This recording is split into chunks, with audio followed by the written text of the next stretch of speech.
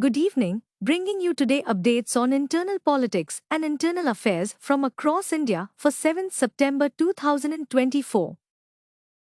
The Modi government has increased its focus on digital infrastructure with the expansion of the Digi Yatra initiative.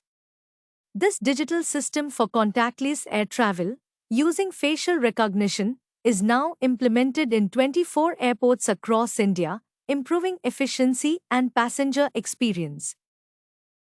In the financial sphere, India has overtaken China in the MSCI Emerging Markets Index, with a weightage of 22.27% compared to China's 21.58%. This shift marks a significant development in global markets, driven by a rise in foreign investments and a 47% increase in foreign direct investment during early 2024.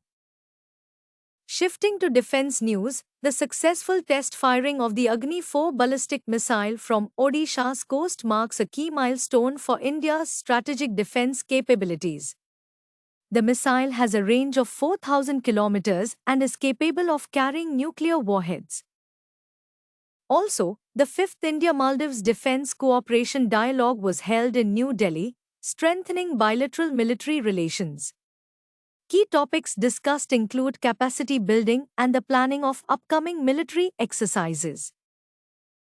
On the global stage, Iraq faces complex political dynamics as Prime Minister Mohammad Shia al-Sudani navigates pressure from pro-Iran factions while maintaining relations with the US military.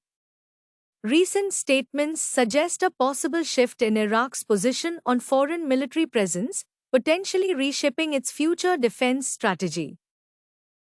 Meanwhile, in China, Typhoon Yagi has caused massive disruptions in southern regions, forcing school closures and flight cancellations. Finally, India's parliament is also gearing up for the upcoming elections in states like Maharashtra and Haryana. Discussions continue on the economic and social challenges ahead for the new assemblies.